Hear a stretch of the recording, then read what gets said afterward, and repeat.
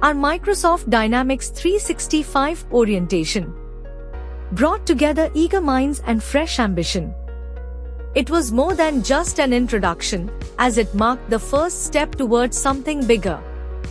The journey to these highly demanded skills and real-world knowledge begins next week. So we are here at AshreiTech today.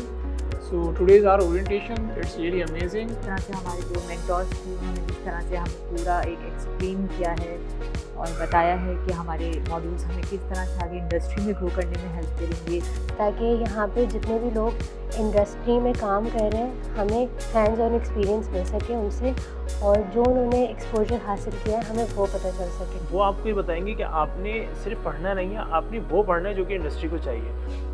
और infrastructure बहुत अच्छा है और यहाँ के जो ट्रेनर्स हैं वो बहुत अच्छे हैं। हम ये जर्नी बिगिन करते हैं और देखते हैं कि हम कौन कौन सी चीज़ें एक्सप्लोर कर सकते हैं।